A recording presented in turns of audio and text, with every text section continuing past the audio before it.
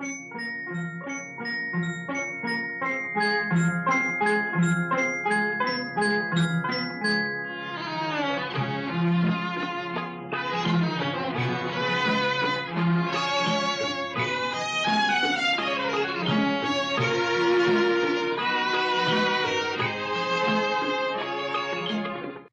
हो, कवितेचं आणि आपलं नातं हे फार जुनं नातं आहे. वेगवेगळ्या कविता ऐकायला आपल्याला नेहमीच आवडतात. दिवस कवितेचा अर्थात रोज एक कविता या उपक्रमांतर्गत शारदा कृषी वाहिनीच्या 90.8 FM वरून आम्ही आपल्यासाठी घेऊन येत आहोत सुंदर आणि निवडक कवितांची मेजवानी. कवितेचं सादरीकरण केलं आहे प्राध्यापिका ज्योती रामकृष्ण जोशी यांनी. तर ऐकूयात दिवस कवितेचा अर्थात रोज एक कविता.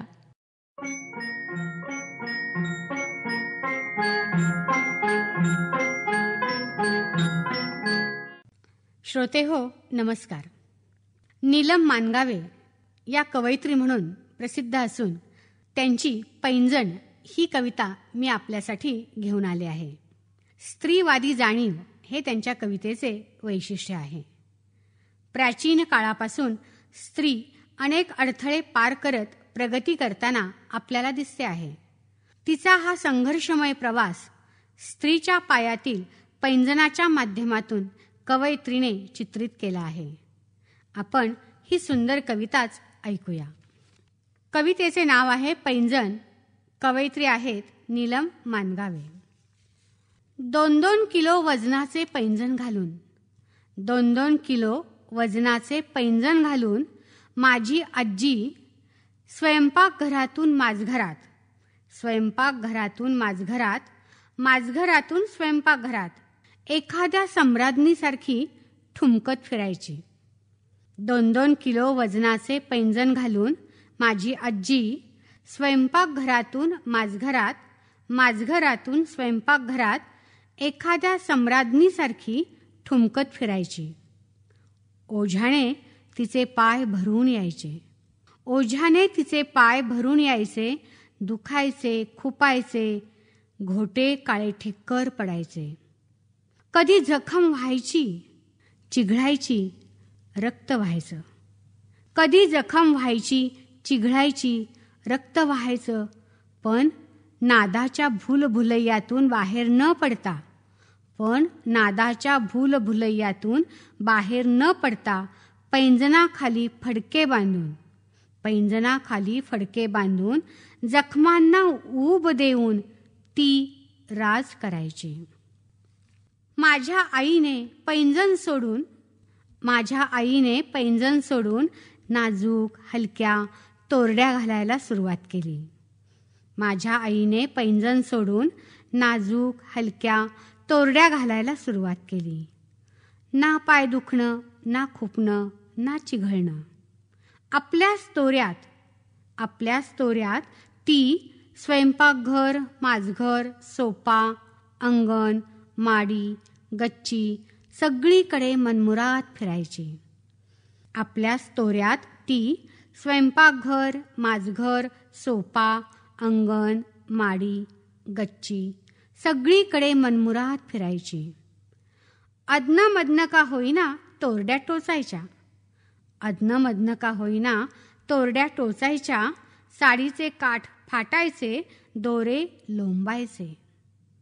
पण सारे दुर्लक्षून ती राजराणीसारखी भिरभिरायची. पण सारे दुर्लक्षून ती राजराणीसारखी भिरभिरायची.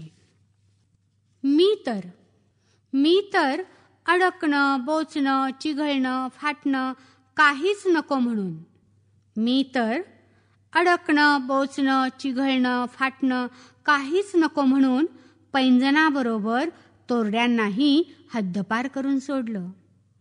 पैंजणाबरोबर तोरड्यांनाही हद्दपार करून सोडलं.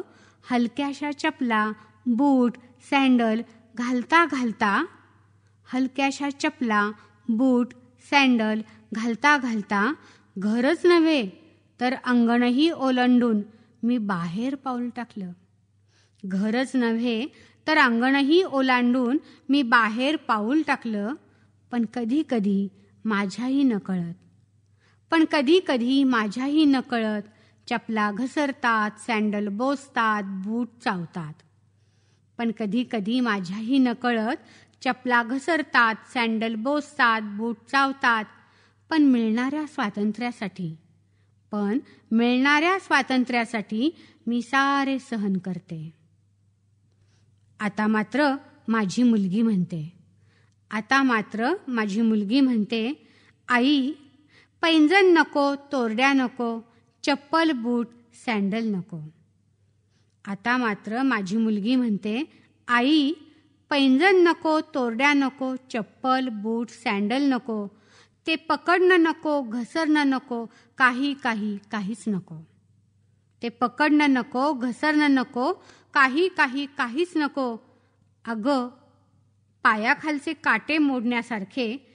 अगं, पायाखालचे काटे मोडण्यासारखे पायच होऊ देत आता घट्ट, मजबूत, पोलादी.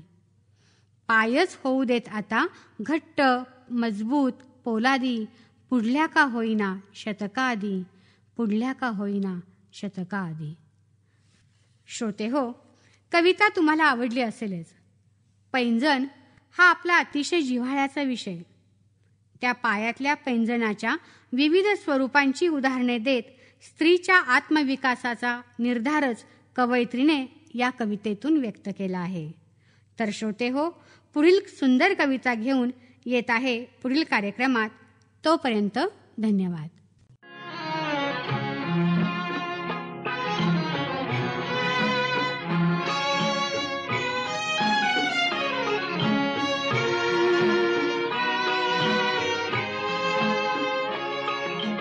श्रोते हो, दिवस कवितेचा अर्थात रोज एक कविता या उपक्रमांतर्गत आज आपण एक कविता ऐकलीत. या कवितेचं सादरीकरण केलं होतं प्राध्यापिका ज्योती रामकृष्ण जोशी यांनी. FM बँड 90.8 मेगाहर्ट्झवर ही आहे कृषी विज्ञान केंद्र बारामतीची शारदा कृषी वाहिनी.